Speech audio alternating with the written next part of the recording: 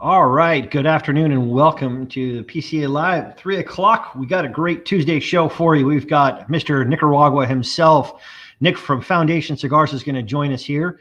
And Aaron Holland's going to be joining me as well. Aaron wrote a feature on Nick and interviewed him for a magazine issue at the start of the year. So it's going to be a lot of fun. We're going to dive into some of those topics, ask Nick a little bit more about some fun things in his background, and really talk to him about all the different products that Foundation has out there. I'm actually smoking one right now, but we're going to bring Nick up so we can talk all about that and have a good show today. Nick and Aaron, good afternoon to both of you. And how's everyone doing? Great. Doing well. Thanks for having me, guys. Thanks for being here. Yeah. Just gonna say, I'm going to point this out real quick. I went to go get some food at lunch a few hours ago, right next to the office, and I was drawn to this. I don't, drink sweet sodas or anything like that. I just generally drink seltzer water. But I love the branding on this so much I had to buy it. It's a flavored sparkling water called Ugly. That's the name of it. It was brand new. I was like, I got to give it a try, right? How is it? I don't recommend the cherry. No. I don't know why I went cherry. I think I thought I was reaching for lemon lime, but I grabbed cherry instead. Yeah, I'm a big sparkling water. Earlier on in my life, I hated sparkling water, and actually the cigar industry kind of did it to me. So sparkling water is really good, especially, blending. It really cleans your palate and kind of rejuvenates it. So, it doesn't have all that sugar. So San Pellegrino, I'm kind of a snob. Yeah, I didn't know there's so much culture around like San Pellegrino, and like sometimes you order San Pellegrino, people look at you kind of funny, like you're a snob or something, and they price it like wine in the restaurants, it seems. Yeah, they absolutely do. Yeah, and so we'll dive right into this. So first of all, hello everybody, thanks for joining us. Tom, Christopher, Cindy. Hope everybody's out there doing well and staying safe and enjoying some cigars and more importantly, selling lots of cigars. So one of the really interesting things that I learned about your background when Aaron did this article is that you did a lot of traveling, in particular all over Europe. And so that's interesting because Europeans, obviously that sparkling water, when I lived over there, was something new for me about, the flat water versus, the sparkling water and how they would drink that. Gas. Yes. Exactly. Yeah. So that was interesting for me too. And really, the espresso and the sparkling water and the smoking is really kind of sort of that holy trinity for them over there in terms of when they approach the cigar smoking. And so talk about those travels, though. I'm really interested to know from your perspective how those travels influenced you and your approach to cigars and tobacco and kind of how that all really sort of matriculated into this profession. Because everybody's all right, you're the sum total of your experiences. So I got to imagine that that's probably impacted your approach to the cigar industry and your own business. Most definitely. I mein, it's impacted me on so many levels of my life, right? It's made me kind of who I am, and I've learned so much for being on the road. But I think if it wasn't for traveling, I wouldn't be sitting here talking to you today. So it wouldn't have led up to, because my travels really led me to Nicaragua and working for a cigar company. So definitely, it's definitely influenced me on so many levels. But, I first got the travel bug when I was probably about 13, 14. My father had taken us on a family trip to Italy, and he had forced me to take Latin in high school. It was a major battle. I wanted to take Spanish. He wanted me, there's a big push for me to become a lawyer in the family, the grandmothers. And so I was forced to take Latin, and I ended up loving it because a good portion of the class was culture. So the book we studied was kind of about a family in Pompeii near Mount Vesuvius in 79 AD. So then when my father took us to Italy and we actually went to Pompeii, it was kind of mind blowing for me at a young age, because at that point I kind of thought, the U.S. was literally the whole world, like literally from seeing weather maps and from a very young and naive age, I thought it was literally the whole world. And then just to, travel and experience other places really blew my mind. So I knew at that point that when I graduated college, that's pretty much what I wanted to do was to travel. So, I started college in '96, and at the same time was working a cigar store in '96. And my whole plan was just to save money and travel. So yeah, when I wasn't in class, I was working in the cigar store, and that was at the height of the cigar boom in '96. So it was an interesting time to step in to the business. And the ladies I worked for had just literally gotten back. At that time, it was the RTDA, but the PCA show in '96, and had pretty much put me in charge of the humidor, any new brands. So I'm kind of jumping around here, but I knew I wanted to travel once I left university, and that's exactly what I did. So backpack. Perfect, right? So that's the whole. That's like the romantic dream after school, right? I didn't backpack. I was over for other reasons, but I mean, I lived over in France and Switzerland for a couple of years. So where all did you travel to? So my first trip, I moved to Rome, and I was doing some work in Rome, and then I did the whole Eurorail pass. So I followed Ziggy Marley and the Melody Makers. Anybody that knows me knows I'm a big roots reggae fan. So Ziggy Marley and the Melody Makers were actually touring Europe for their last tour at the same time. So I went to, France, Germany, Amsterdam, Slovakia, Austria. Pretty much. It was pretty much Europe focused, that first trip. What years were you there? Were you traveling? So it was like 2000 to about 2001. And then I came back and I was working on my master's degree. And then I actually got a job offer to work for an Italian Renaissance art history tour from a friend of mine that had graduated from Dartmouth and started a program for high school kids. So she set up a program. It was like a college level program for high school kids that went from Siena to Florence to Rome. So she needed an assistant teacher for an Italian and also a chaperone. So I said, okay, I'm getting paid. They're paying for my ticket. I didn't have to, spend any money while I was over there. So I said, okay, this is great, because at that point I said, I can't go back to a classroom. So I bought an around the world ticket after that job was over, because I had saved, all the money that I had made from that trip. And that trip was amazing, Siena to Florence to Rome. And, my friend had set up just this mind-blowing trip and had so many contacts and so many museums and artists. And it was a bit much for high school kids. They were kind of really spoiled and really didn't get much out of it, but I got a lot out of it. And so after that, I bought a ticket. So my ticket I bought from a place called airtrex.com for $1,500, and you got to choose the cities. So I chose from Paris.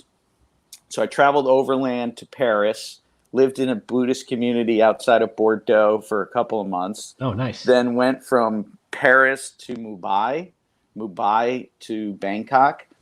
And then my next flight was out of Beijing. So if I added another flight, it changed the cost of the ticket dramatically. So I had to get from Bangkok to Beijing over like a 2.5-3 month period. So I traveled through Thailand, to the north of Thailand, down the Mekong River for 2 days, into Laos, Vietnam, Beijing, China, and then Japan.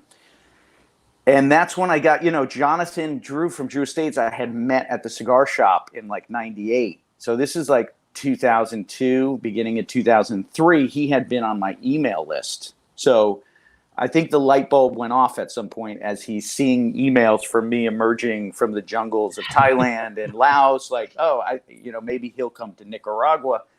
Because in the early 2000s, you got to remember, Nicaragua was not a tourist destination. It wasn't a tourist destination for beaches. It wasn't a tourist destination for cigar industry.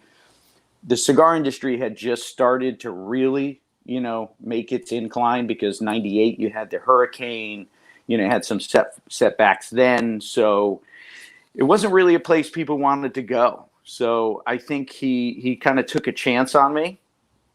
He knew I was coming out of, working a retail shop, and he knew kind of I had an international business degree. So he invited me to come down for a week, and I didn't leave really since then, but 2 years upon my first arrival. Yeah. So That's amazing. yeah, it was an amazing time. Yeah.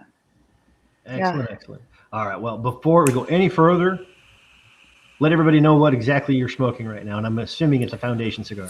Woo! I'm actually smoking I just got done with the Highclere Castle Victorian, and I'm actually smoking a sample. I'm working here. I'm looking to do a line extension on my Tabernacle brand, so I'm smoking some samples for that. Yeah, but I've been smoking through my Highclares right now. This is the Highclere Castle Victorian, the Robusto. So I'm on my last 3 sticks out of the box. So I've been kind of going through the box all week. So I kind of go through boxes. Like I'll stick to one box, smoke through it. I kind of checking always for consistency in the blend and, quality, and I kind of switch around.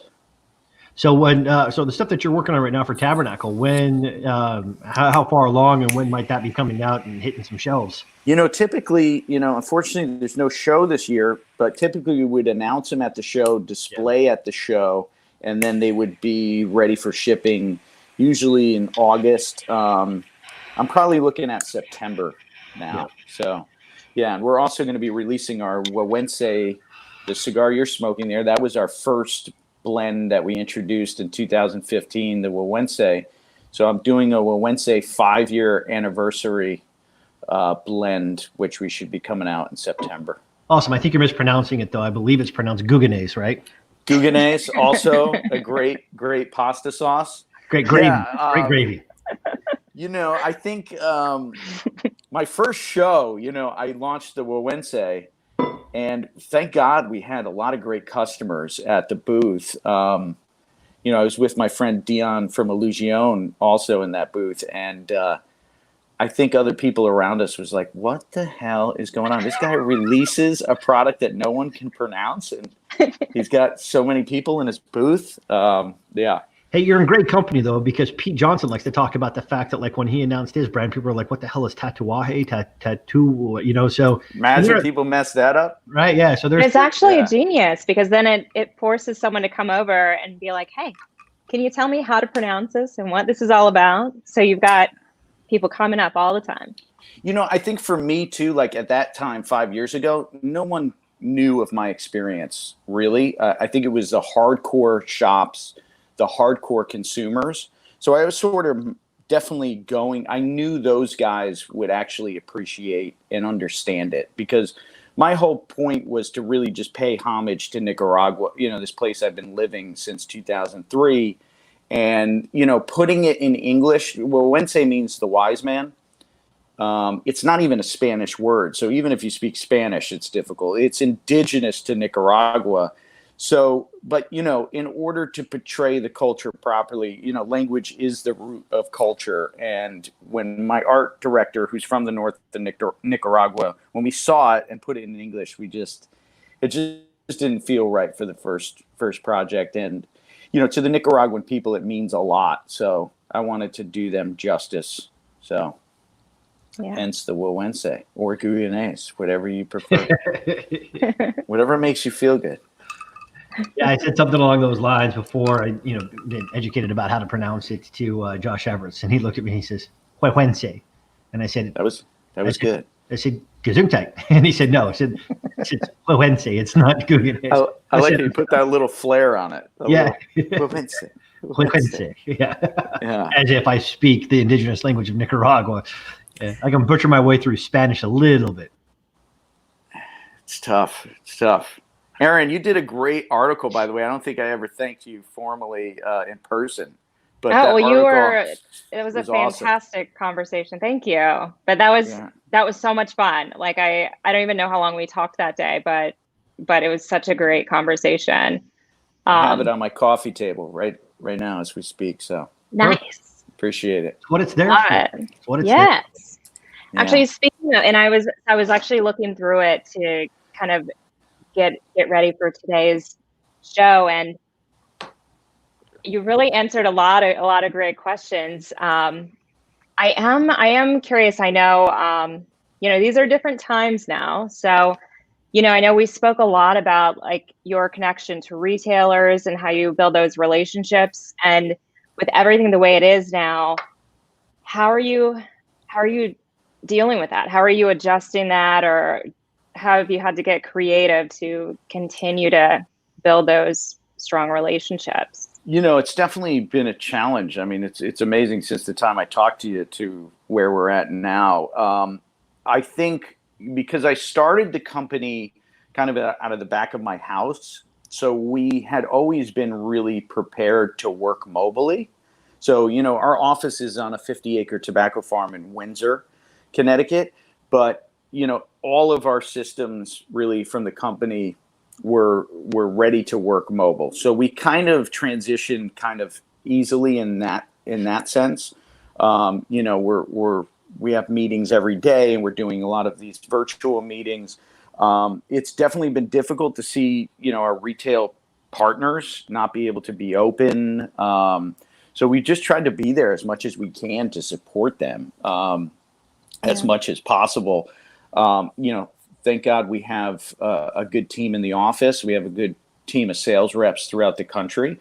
So, I think it's just been a matter of just being there, for them, and just, saying that we're here and whatever we can do. I've been doing a lot of virtual events. So, private events, and it's been really great in that sense to talk to people on Zoom meetings, to have, even to talk with some of the stores, talk with some of the staffs on kind of private meetings, because you get to address everybody one-on-one, and then also to have virtual events. Yeah. Has been kind of nice for me, as far as everybody's connected like this, everybody's plugged in. So it's not like a typical event where maybe some people are kind of floating around, or you don't have everyone's individual attention. So I've really kind of enjoyed it in that sense, to really be able to deliver the message, and then also share materials. We've been working on a lot of video work. We did a great Seed to Cigar video. We've been working on some animated content, so different things like that, to keep everybody engaged. And we started doing kind of brand highlights of each of our brands for video work. So yeah, but it's been a challenge. Yeah. Well, that's an interesting topic. I think that, we, all of our retailers out there, let's, if you don't mind, kind of want to take that theme about your brand highlights and talk about the various brands that you do have, some of the highlights that are out there. So that the retailers that may not be as familiar with your brands, then it might be a good way for them to kind of learn about it and kind of what you would want them to know about it. And, or even if there are retailers that have you in their shop, they might have some employees that are watching this that might be able to learn something too. Sure. Yeah. I mean, the portfolio of brands that I've created, that it's just sort of naturally kind of evolved, but having worked in a retail shop, I kind of took the perspective of, okay, if you only have Foundation in your humidor, let's say you only have Foundation for a day in your humidor, as a retailer, you have all different palettes. Like you said, Scott, you like medium to full. Some guys like super full bodied. Some guys like mild to medium. So everybody that walks through that door, you have all different types of palettes and likes. So I really wanted to create a portfolio that you had something for every customer that walks into that store, from mild to medium to full to infused. So if you look at the Foundation portfolio, you kind of have all of those different blends. You also have the different price points, right? Mm-hmm. So I also tried to cover that gamut. So the everyday cigars, our Charter Oak. Charter Oak is really my homage to Connecticut. See if I can get a picture up here. This one, we just got the #1 best value cigar in Cigar Aficionado the year before the last. Outstanding. Congratulations. Thank you. So being from Connecticut, there was a lot of brands here in Connecticut. There was a lot of cigar factories, but there was also a lot of brands that existed. They kind of faded out at the end of the 90s. Those are the brands my grandfathers, great-grandfathers all smoked. So I saw a hole in the market for, just a great long fill something that doesn't break the bank, something that's not overwhelming in strength or power, just that everyday cut in your lawn cigar. So we did that cigar in a broadleaf Maduro, Connecticut broadleaf Maduro, and it also comes in Connecticut shade. And those are in your $4 to $6 range, depending on your state, which is, hence the great value. Absolutely. Yes, great value. So then the Wawense, that's almost a box a day price right there. It really is. It's tough. Sometimes, we don't, I always tell people the discount's already worked into the price because, we definitely take, I wanted to take lower margins on that product also so we could, keep it in that range, that $4 to $6 range. The Wawense, which is the one you're smoking, we ended up getting top 25 the first year that came out. And then that's a Corojo wrapper, all Nicaraguan filler and binder. Nice medium-bodied smoke. Incredibly delicious. Its really counterpart is the Wise Man Maduro, which is what we got number 3 cigar of the year for Cigar Aficionado for the year before last, which was a huge honor. That's this cigar right here, which is the Maduro counterpart. Yeah. So are those always red, the bands then, and versus the blue here? Correct. Yeah. Okay. I tried to keep it kind of simple for the Maduros and the, the lighter shade. Typically when I was kind of growing up in the industry, the red signified the Maduro and the blue was more of that lighter shade. So you'll see that on a lot of my products. Uh-huh. So this is the Maduro counterpart. Nice medium plus, dark espresso notes. Really good earth and body to it, but again, not overwhelming. My Tabernacle brand is my Connecticut broadleaf offering. So that's more of your fuller bodied smoke. That's the Tabernacle there. Yeah. So Connecticut broadleaf, one of my favorite tobaccos out in the market. Nicaraguan fillers. Is a little bit of Honduran in the filler. Just across the north of Nicaragua, you have the Jamastran Valley.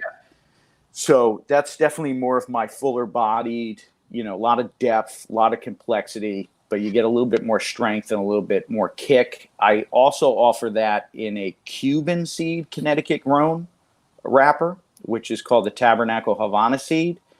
That has more of a spice to it, whereas the broadleaf has more of that natural sweetness and broadleaf earthiness to it. Okay. I always say, it's kind of like your straight bourbon compared to your rye. That Havana seed is more like your rye.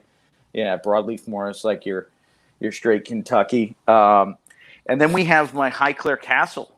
Highclere Castle is my Rolls Royce. This is my top of the line, high end. Highclere I actually make for the family that lives in the castle, Lord and Lady Carnarvon. It's where they filmed the show Downton Abbey. It's actually the real Downton Abbey. So that's amazing. How on earth did you get connected with him? It's crazy how these projects. Some people think I think I'm making them up, but these things happen pretty naturally. So my friend from Connecticut, his name is Adam von Gutken. He is a moonshine distiller. So nice. He owned a distillery here, distilling moonshine. And him and his wife actually became friends with Lady and Lord Carnarvon at the castle after a trip to Highclere. They just became friends, and then they started collaborating on a gin project called Highclere Castle Gin, which is actually being distributed as we speak globally.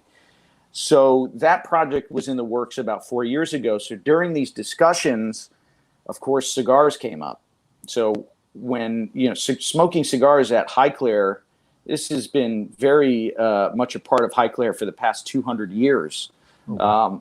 So my friend, of course, when cigars came up, he said to Lord Carnarvon, you got to meet Nicholas. He lives in Nicaragua. He owns a cigar company. He loves cigars. So this was before the trade show. This was May, I think of now. It's got to be 3 years ago. And I said, Adam, I can't make it to London right now. I'm preparing for the trade show.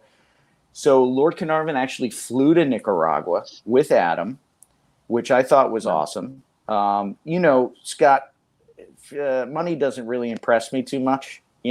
It's just not something that, it's more about the character, it's more about the person that's the most important. So I'm not one to be really impressed, although it's super cool. And I'm more interested in history and the culture at that time. But meeting Lord Carnarvon and having him come to Nicaragua to meet me was a huge honor. And we hit it off. And I had made up some blends for him. I got to access the archives at the castle from his great-grandfather. His great-grandfather discovered King Tut's tomb. No kidding. Don't tell anybody. That's why I did the project. No. But that was one of the coolest things. He was a huge cigar smoker. So I got to access a lot of the receipts of the cigars he was purchasing in the early 1900s. And then, we hit it off so much. We said, let's do a cigar together. And that's how Highclere was really born. So, for me, it fit perfect with, if you look at the Highclere, the Foundation portfolio, I love culture. I love history. Yeah. It's been a lot of fun for me to complement these blends with, things that I'm really passionate about in my life. So Highclere just really fit into the whole line as far as, living history and culture. And we needed a product in that, higher price range. We needed our Rolls Royce. And I didn't think there was anything, better that could really fill that than Highclere. Than a lord and lady who are, behind the brand. Woo. So do a lot of retailers actually know that story behind that? We haven't, I don't think, done the greatest job translating the story. So I think a lot of retailers kind of think it's maybe almost gimmicky, but they don't really understand Foundation, I think, and, the project fully. So we're working on that. We're working on.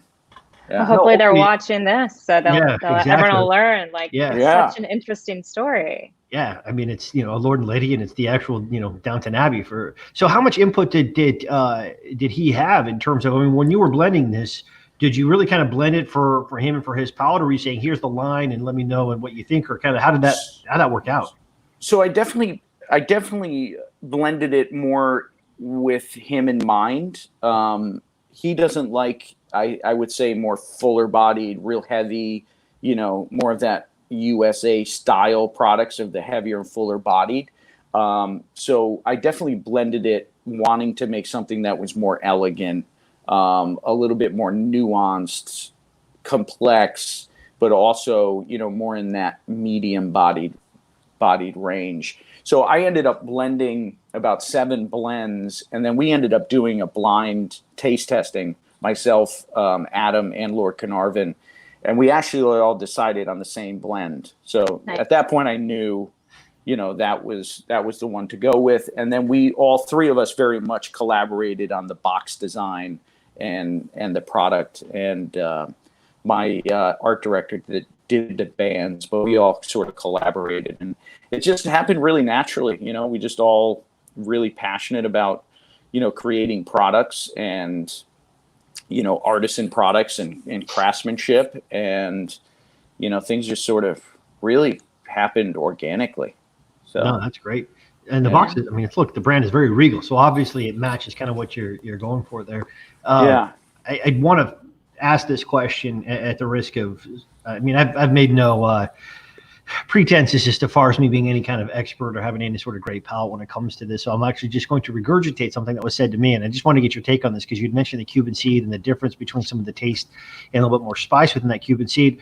I'd done a blind taste test a little while ago. Some people may have heard me talk about it, where at a factory they presented a Dominican, a Nicaraguan, and a Cuban, and you didn't know which one was which, and you had to taste them. But as they go through and they explain beforehand the different regions and kind of what each one is. And one of the main differences they brought up with the Cuban cigar is almost like a saltiness that comes through with smoking the Cuban and the Cuban leaves based upon kind of where it's grown and how that is. And when you brought that up with the Cuban seed, I never thought about this question, so forgive me if it's a stupid question. But have you ever noticed if with that seed and kind of where it's grown, does that ever come through if some of that saltiness is a hallmark of some of those Cuban cigars, particularly the more well-known ones? Does that ever translate through with the Cuban seed that you're kind of looking at? It mentioned spice. I just was wondering about the saltiness. I think there definitely is some saltiness to it. To be perfectly honest with you, like my experience with Cuban cigars has not been that great. Just in general, I smoked a lot of Cubans back in the, late 90s, early 2000s. And I just don't smoke a lot of them consistently to really, I think, really speak on that tobacco too much. I definitely noticed that saltiness in our Cuban seed tabernacle. So I would say it rings true to me that a lot of the Cuban tobaccos, the ones that I've smoked these days, seem a lot lighter than what I remember them. Yeah. And I think they've done a lot with hybridizations and yeah. Did you find the same thing, or have you heard that? Well, I think that was kind of one of the points of when doing that, is to show that their Dominicans were actually the strongest of that group, and the Nicaraguans and the Cubans, and the Cuban was actually lighter. And I got all three of them wrong. I thought the Cuban was the Dominican, to be honest with you, just because my own association is that the Nicaraguan I thought was going to be the stronger, spicier one, and in fact it was the Dominican, and so I got all three of them wrong. Yeah, I mean, it's interesting because it depends really on what you're using, right? For the Dominicans, or that, generally speaking, I would say the Nicaraguan is going to be fuller, in strength and body. I think that's why you've seen, but again, it depends on what they were using and what blend types. I mean, you can make really mild cigars from Nicaraguan tobacco. Yeah. Depends on the farm. It depends on the seed variety. But generally and the overall blend, right? Because you can do different things. Yeah. Totally. Generally speaking, for what I've seen from my experience and why Nicaragua is, come to the forefront and everybody's making a Nicaraguan cigar now compared to, 20 years ago, the diversity of Nicaraguans plant. You have the most active volcanoes in Central America. I mean, it's the land of lakes and volcanoes. So that soil is just, so rich. The plant, from its lower primings to its upper primings, so Seco, Viso, Ligero. Ligero is usually your strongest, Viso medium, Seco mild. The diversity between those tobaccos in the Nicaraguan plant is so diverse, in my opinion, from strength from the lower primings to the upper primings. Whereas if you took Dominican Ligero or Cuban Ligero, that would maybe be the Nicaraguan Viso in strength. Not saying one's better or worse. I don't see tobaccos like that. I don't see like, oh, Dominican's better or Nicaraguan's better. Everything has its own characteristic. Each ingredient is its own characteristic. What makes something better or worse is your farming, your quality control standards, your sorting and selecting, your fermentation, and then how you put those ingredients together. But generally speaking, the Nicaraguan plant, I mean, the Ligeros and Visos are just pack quite a wallop. Yeah. Yeah. Yeah. I don't know if you had a follow-up. I do have some other questions, but we'll kind of go into a little bit of a different direction. Yeah, I don't know. I mean, I'm just kind of enjoying the little education I'm getting here, and I'm very much wishing I had a cigar in my hand right now. But that's okay. Trying to keep on, I guess, along the same lines a little bit.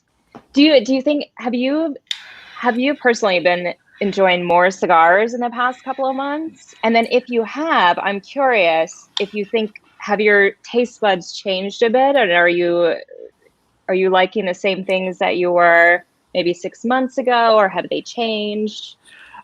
I'm definitely enjoying cigars right now.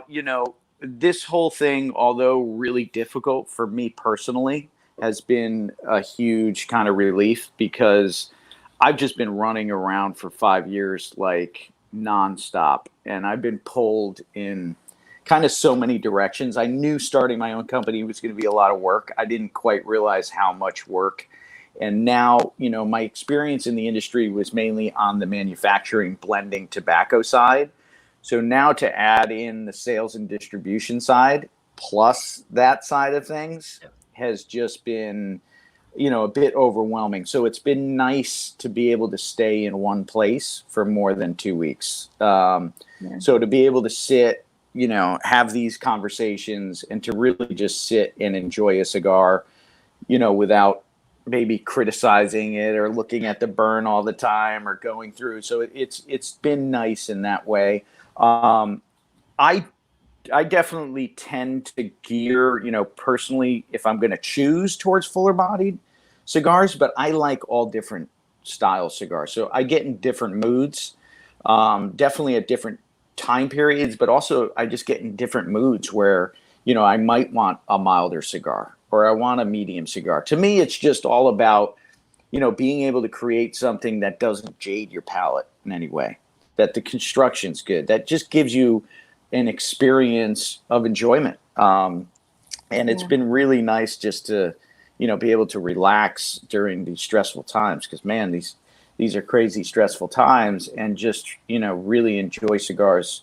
And that's what really got me into cigar smoking, right? Is just the whole ceremony of it. And it's really a stress relief. So, I don't think things have changed really. I just tend to go back and forth, with trying, I don't get to try a lot of different products because I'm just such a freak when it comes to my own stuff and making sure everything's right. So I don't get to smoke a lot of other people's cigars a lot, just because I'm always checking batches. I'm always, smoking to make sure, our customers, I know what it's like as a cigar smoker to get a cigar that doesn't draw or doesn't taste right. So my whole mission in life is to make sure, our customers don't experience that. So, I hope that answered your question.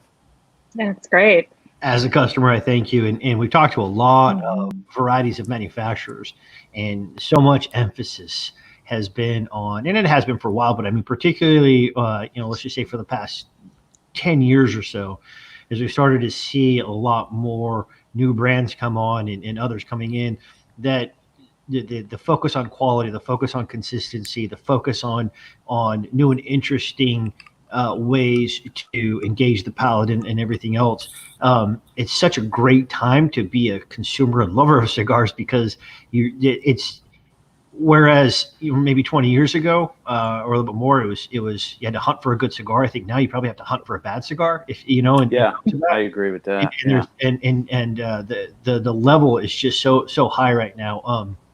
It's interesting, kind of, as you we're talking about being able to relax, and Glenn Loop and I have often joked and almost, I would say, quasi tongue in cheek, but I mean, to me, there's a lot of honesty in this. But basically, having a cigar is a way for me to bring my blood pressure down.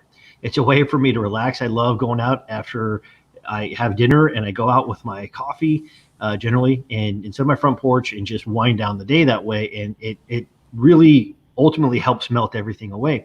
And what's interesting is, I was looking at this, there was a statement that was made by, I'm not going to go too far into the detail here just because, but there was a statement made by somebody of a regulatory agency that was asking about the cigar and basically what our perspective is on this research. And they said, well, at the end of the day, you're lighting a tobacco leaf on fire.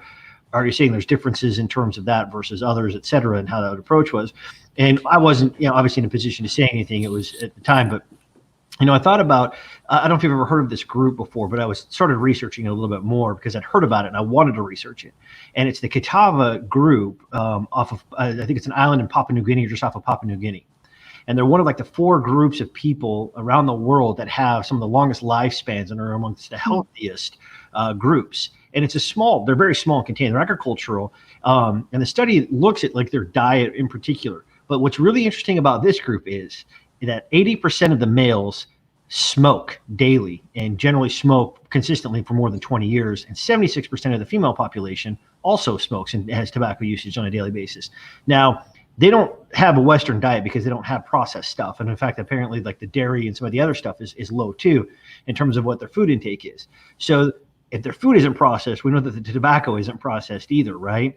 And so their usage, and and the comparison was a Swedish study. They compared them to a healthy Swedish population, where they were by and large healthier when you looked at everything from the heart disease. There was practically none, no strokes, any of these other things that generally people would relate with extreme tobacco use wasn't existent in this population. And so it's been really interesting. This. Yeah, I'll send it to you. I've got it up on my computer as far as it's concerned. They talk about, the various aspects of blood pressure too, in terms of it being very low. And for me, it underscores the importance of the kind of tobacco, first of all, and how you're using. But the second part is obviously diet, because that's a huge factor that I don't think is ever taken into consideration. I think that too oftentimes, I wasn't necessarily planning on going along on this diatribe, but I think too often that when regulators are looking at tobacco, they want to put it in a box as if it exists within people, apart from anything else that the lifestyle entails, right? And that's the challenge, and that's why it's impossible to just simply say, well, this product concerning this population and its usage in X pattern results in this, when there's literally 11 billion other factors that go into the health of that person, most notably the foundation of the diet. Sugar, absolutely, carbohydrates are killing the whole country. I mean, it's so what's really interesting. I'm going to send this to you because it'll be fascinating to talk to you afterwards. But the sugar intake is virtually nothing, but the carbohydrate intake is actually high compared. But it's the kind of carbohydrates. They're more complex, where it's plant-based as opposed to, and they eat meat, right? Mostly it's fish, but other meats as well. But they're getting, but I'm sure they're active though, so the carbohydrates are being burned. Fairly, yeah. And it's not processed. It's eliminating the processed foods and the refined sugars. And the amount, right? They're an agricultural society, so the amount of food that they're also eating is less. You know, we see growing up so much cancer in our society, and I never made the connection. But I was listening to a doctor, and she was talking about how glucose is the main food source for cancer cells.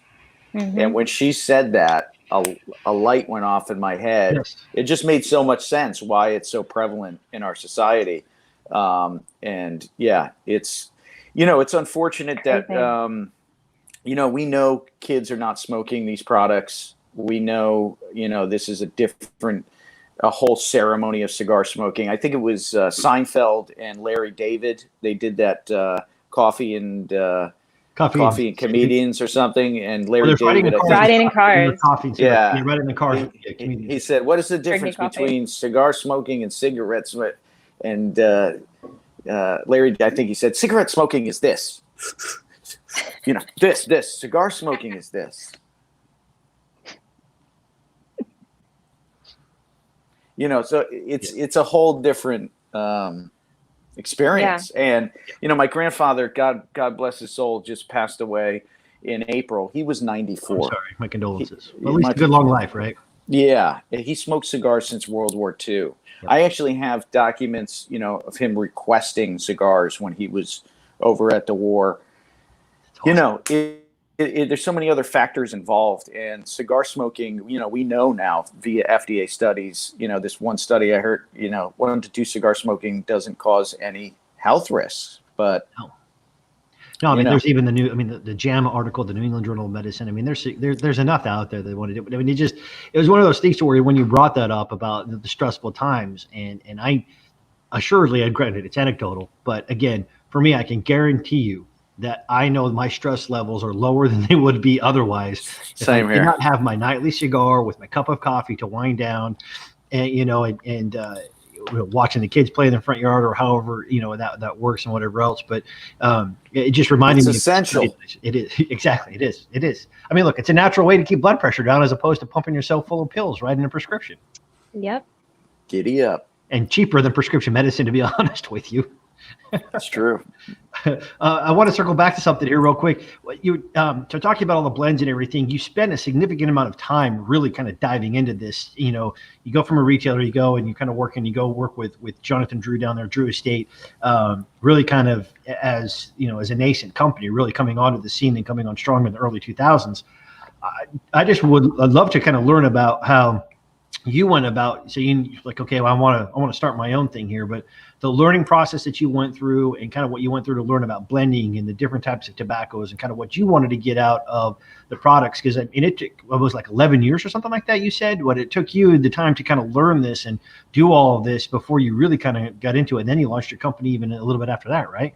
So yeah, I launched Foundation 2015 at the trade show. 2015. So when I moved to Nicaragua, it was March of 2003.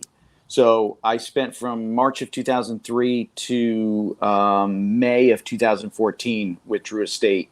So, 2003, getting down there, I knew the product from the retail perspective, right? I knew what the product needed to be. So I was 24 when I got down there. We were working out of the back of Nick Perdomo's old house and factory. Nick had just moved into his new factory. The company was making a lot of infused cigars at the time, which, I respected from a retail position, but it wasn't my cup of tea personally. So what am I supposed to do? I had to learn how to roll. I had to learn how to bunch. And I started learning tobacco from a lot of these legends that I had read about. A lot of these tobacco families that I had only read about. And now I'm here in the mix of it. So I just became a sponge, and I still am a sponge. I really, that's how I continue to learn and grow, is I'm always learning something, and there's always something to learn about tobacco. But at that time, I'm now starting to put together so much, the different seed varieties, the different farms.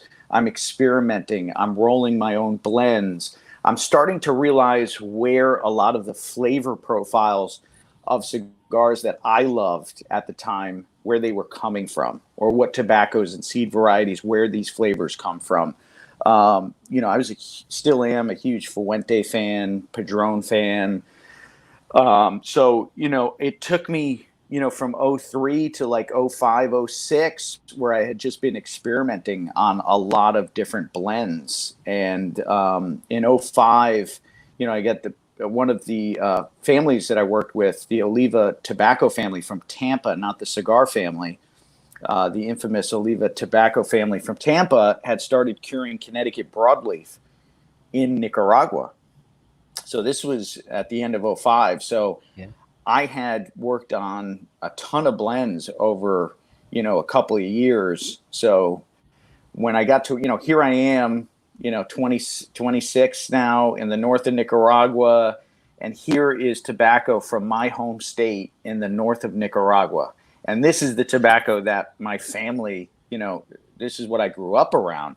So I ended up taking, all these blends and blending a good 10 blends with that broadleaf. And then from that point on, I just started kind of blending. That was just sort of my job at Drew Estate. It was just blending. So I think had a passion for it. I have a love for it. I know with the product, you can get into a lot of the details of the blend and the specifics and this and that. But at the end of the day, I kind of know as a cigar smoker when the product's ready, when I want another one.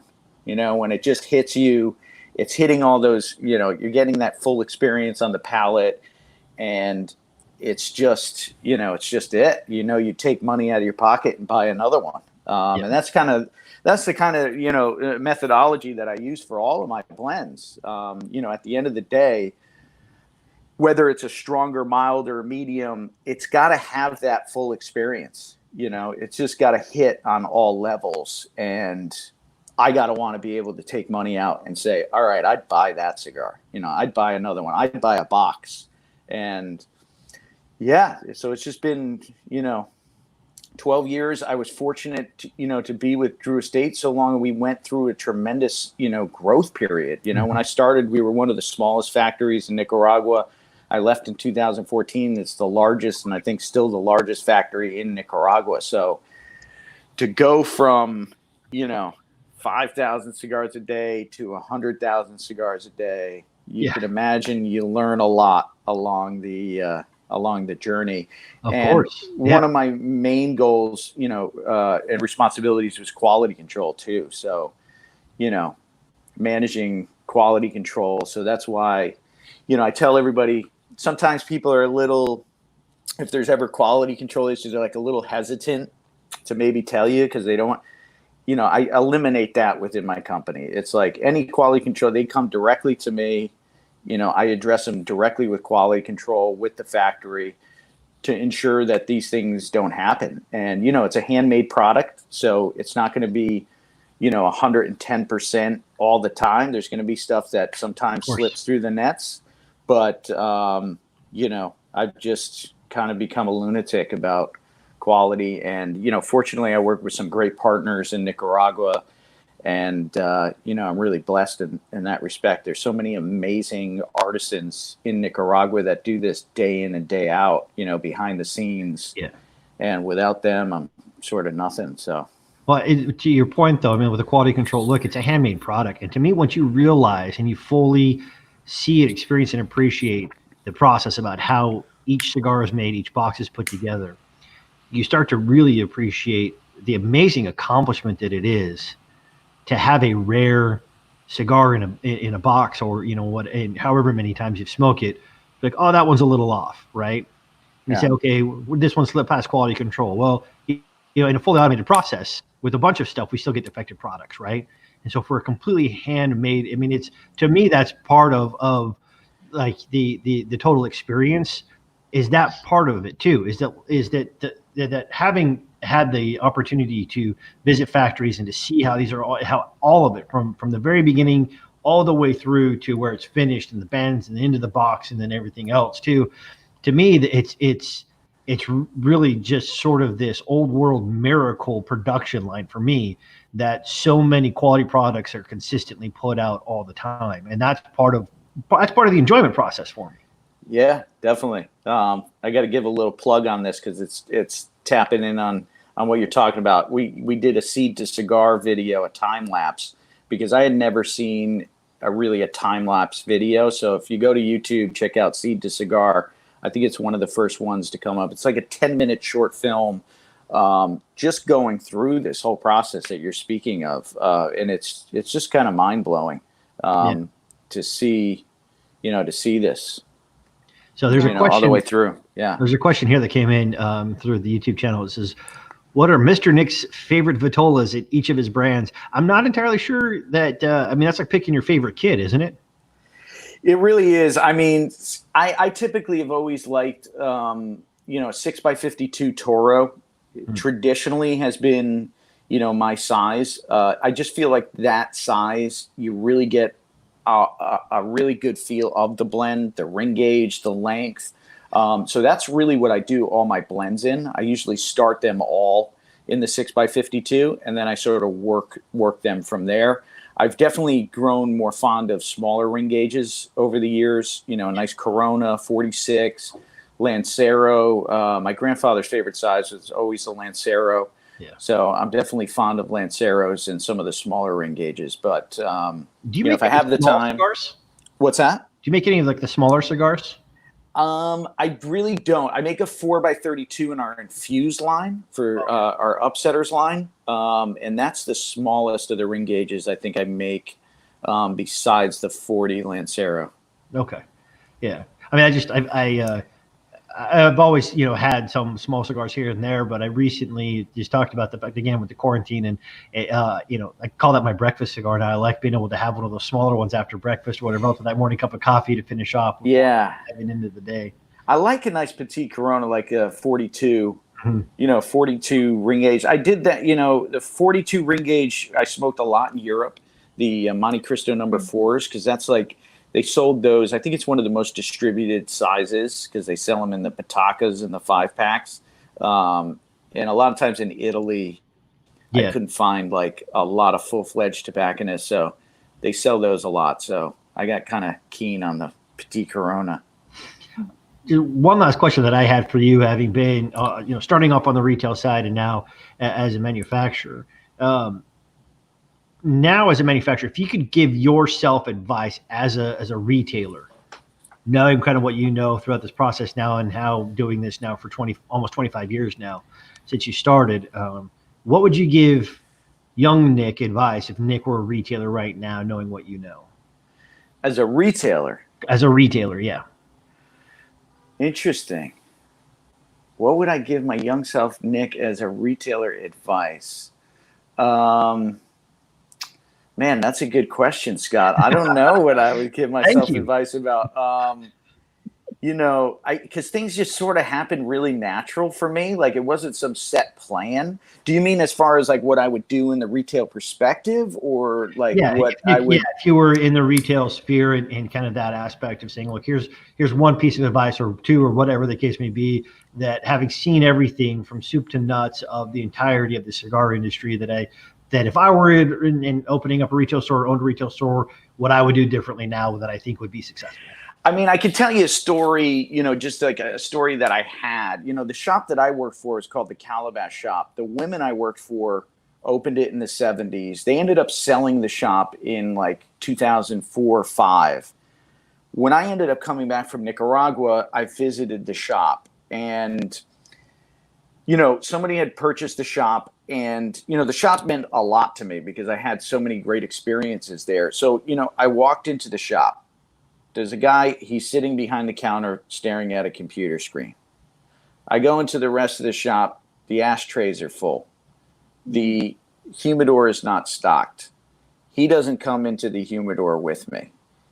I come out, I find, this is an extreme case, but, bugs in some of the inventory, this and that. I end up, calling the owner and saying, listen, this Calabash Shop, it means a lot to me. I'd love to help you out. I kind of observed these things in the store, blah, blah, blah. Totally ignored what I was saying. So to me, a lot of this stuff, the fundamentals are just crucial. And I think a lot of time people overlook fundamentals. Yeah. And it's just so crucial in the experience for a customer. So I think I would say always stick to the fundamentals, and fundamentals of having ashtrays cleaned and walking into the humidor, giving the customer that experience. This is a very unique industry. We are a very small, unique group of smokers, of cigar smokers. There's not many of us in the world. There's not many tobacconists in the world. I mean, we are such a small, unique artisan product, industry.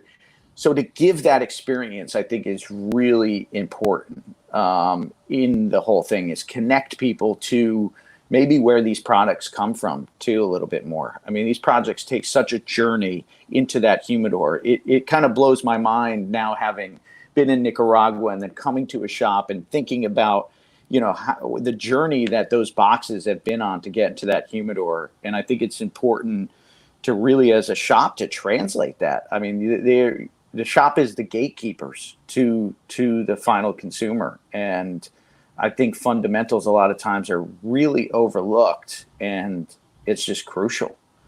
So it reminds me of the Vince Lombardi story, right? When the Packers were suffering and whatever else. And he goes back and he holds it up and he says, hey, this is a football. And he lays it down, right? And it's kind of, everything starts from there. And it's kind of the same thing, right? If you do lose track of those fundamentals, then nothing else you do after that is going to matter. Yeah, it's true. It really is. So, well, with our last remaining minute here, Aaron, did you have anything else for Nick? I mean, Nick, I feel like I could talk to you for at least another 2 or 3 hours, but yeah, same here, man. Yeah, I mean, that's such a great way to end the show. Let me ask you one thing, since you love history and culture, and I do too. And what was the last thing that you can think of, like a really interesting fact about cigars, whether it's historical or cultural or just something that, the last thing that you remember that really was like, oh, wow, I had no idea, that you could share with us? I mean, one of the coolest things is tobacco. The gentleman that discovered the saber-toothed tiger discovered the first fossilized tobacco, and they date it 2.1 million years old. Oh, wow. Which was the 2.1 million years old from Peru. So they say this was the epicenter of where it started and then spread throughout the Americas. 2.1 million years ago is actually interesting because it was the beginning of what they call the Pleistocene age. The Pleistocene age, from 2.1 million years to the last ice age, over 2 million years, was this ebb and flow of ice ages, so ice caps. And so at one point, human migration happened, and then, humans were exposed to this plant. And, I don't think we really understand to the full extent of what this plant was used for, because a lot of it was oral tradition. You know, it only existed in this hemisphere. Unfortunately, there's a lot of atrocities that occurred and a lot of things destroyed. So we really don't understand to the full degree of how long it was used. But I just love that, you know, that history. I mean, it goes back a long way. Oh, I'm definitely going to be looking that up and diving more into that. That's really interesting. Yeah, if you put it in like fossilized tobacco, it should come up. There's a picture. Some of the articles might be in Spanish. I had gotten the original article in Spanish, but yeah, I forgot he was a Dutch gentleman that found the saber-toothed tiger, but he found, fossilized tobacco. That's awesome. Thanks for sharing. Yeah, my pleasure. Jack, thank you so much for taking the time. And my pleasure. I love the Jack Nicholson right behind you. We have a similar one up here too, so it's very cool. Let me ask you a question. Have you ever danced with the devil in the pale moonlight? Right. A good friend of mine gave this to me for Christmas. We actually met in line in like the 6th grade at the first Batman. No kidding. So he thought that was an appropriate gift for me. Yeah, super appropriate. Yeah, absolutely. I believe it was also Jack Nicholson that said Washington, D.C. No, sorry. Jack Nicholson said Hollywood is high school, but with cigars. I like that. Yeah, I can't remember. I was going to quote another one that talks about Washington, D.C. being Hollywood for ugly people, but that wasn't Jack Nicholson. But that's 100% true. It's 100% true. So on that note, Nick, thanks so much for joining us. This has been a lot of fun, really, really interesting. And thanks for the time. And hopefully we'll get to see you sooner rather than later. Once we get, all this stuff released, maybe the next time you're in the States, we can have you here for an event at the townhouse and do some other stuff. Good. But in the meantime, please stay safe, be well, and look forward to seeing you in the very near future. All right. Appreciate you guys. Thanks, Aaron. Thank you. Thanks everyone. All right. Cheers.